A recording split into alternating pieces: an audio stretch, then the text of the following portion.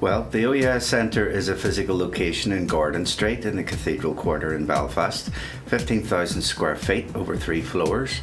We have a venue space, we have a music exhibition, 2 rehearsal rooms, we have a recording studio, we have 10 businesses in residence at the minute, everything from festival organisers to record labels and managers, right through to film synchronisation and video makers, photographers.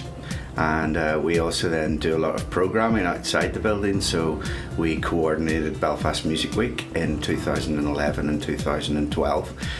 When we started, the conversation goes back to Christmas 2005, and a couple of the guys from Snow Patrol, Johnny and Gary Lightbody, were back in town, and we were back in town, and we threw around a lot of ideas what Belfast could have as a resource or needed as a resource.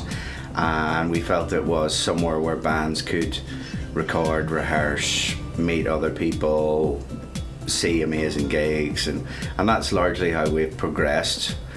We have music tuition for people who have bought their first guitar. We have rehearsal rooms for people who have formed their first band.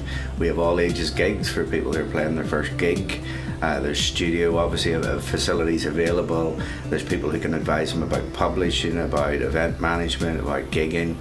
And people at the very top, then we offer them kind of professional bespoke courses brought in by professional organisations from Northern Ireland and beyond.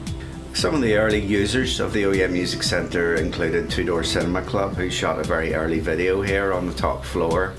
We've also been delighted to watch bands like the Wonder Villains progress towards the recording of their first album, which was recorded here, and a lot of their business kind of connections happen through the building. People like Robin G. Shields. We've got recurrent kind of meetings and access and amazing gigs from Soak, who's signed a major publishing deal and featured on the Other Voices documentaries.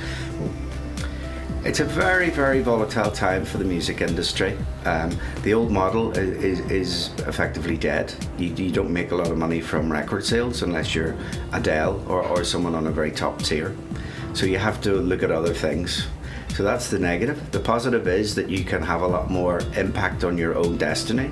You can market yourself, you can promote yourself, you can find out a lot more information online. Good people are more resourceful now. They're learning to kind of treat themselves as an entity and as a brand, and that's generally quite good. And I think ultimately there will become a model, and there are artists from Northern Ireland who would make good money on the live circuit. We also do arts and older people. Some of those initiatives include Over the Hill, which kind of is all about music, reminiscence and reconciliation. And we had a great gig in December 2012 called In the Mood, which remembered the Blitz in 1941 in Belfast, and it remembered the GIs who brought a white oak dance floor to the Ulster Hall because they couldn't dance on the old one, and that was a very emotional night, and young people were finding out about what it was like. Older people were remembering the kind of how music was kind of quite pivotal and how they expressed and related to difficult events. There were times in the past when we looked enviously to Derry and to what they were achieving with the Nerve Centre. They had a physical focus for music and the creative arts. And while other parts of the arts sector are served in Belfast, music didn't have that dedicated space. So we've had a lot of catching up to do. The Nerve Centre is over 20 years old now. We have been kind of going since 2007 and slowly developing the building and slowly developing programs. But we're catching up quick. We're doing okay.